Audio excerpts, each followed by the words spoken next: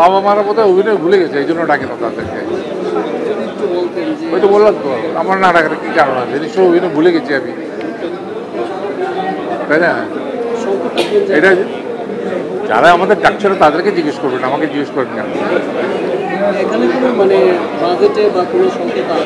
কোনো সম্পর্কতা নাই। আমি যখন নাটক করি, আমার নাটকে বাবাও থাকে, মাও থাকে। আমি যখন নাটক বানাই, তো আমার বাজেটে সব বাবা মার প্রতি শ্রদ্ধা হারিয়ে ফেলছি আমরা নাকি। আমরা ওয়েস্টার্ন কান্ট্রিজকে ফলো করতে চাই, সেইভাবে হয়তো বৃদ্ধাশ্রম করা হচ্ছে।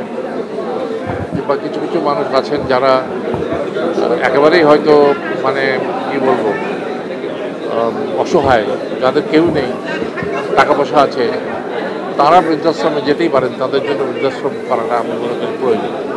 কিন্তু যারা বাপ মাকে সেধে দিয়ে আসেন, আমি মনে করি না সেটা ভালো কোনো কাজ। ইদানিং সিনেমায় সম্ভাবনা আছে, মানে এখন শিওর না। সব কিছু মিলে মানে ওই হয় না, জ্যাক অফ অল ট্রেড, আমি সেই জ্যাক অফ অল ট্রেড। আপনার গল্পে মানে আপনার নিজের লেখা কোনো গল্প না, নিজের লেখা গল্পের নাটক আসছে না। আমি আমার খালাম্মা রাবেয়া খাতুনের গল্প নাট্যরূপ প্রতি ঈদে দিয়ে এবারও দিয়েছি, চ্যানেলাইতে আসবে। গল্পের অভাব এই জন্য যে যারা জেনুইন লেখক, যারা জেনুইন নাট্যকার, তাদেরকে তো ডাকা হচ্ছে না। তাহলে গল্পের অভাব হবে না কেন? গল্প কোথা থেকে আসবে? আমি যদি এখানে নিজেই ফ্যাক্টরি বানিয়ে বসে থাকি গল্পের, তাহলে তো হবে না। জেনুইন নাট্যকারদের কাছে যেতে হবে, তো সেইটা তো হচ্ছে না। আমাদেরকে দেশে নাট্যকারের অভাব বা গল্পকারের অভাব হচ্ছে। আমি আমার নিজের প্রচারের জন্য যদি একটা জেনুইন একটা ভিডিও দিই, সেটাতে তো কোনো সমস্যা নেই। কিন্তু সেখানে আমি মনে করি ডিরেক্টরের অনুমতি প্রয়োজন আছে। ওইটুকু দেখে আপনি নাটক কি আর দেখা হয়ে গেল আপনার? 1 মিনিট দেখে কি আপনি 40 মিনিটের নাটক দেখে ফেলবেন? ওটা দেখে আমরা চাই যে ওটা দেখে আপনার পুরো নাটকটা দেখেন। এটাতে আমি কোনো আপত্তিকর কিছু দেখি না।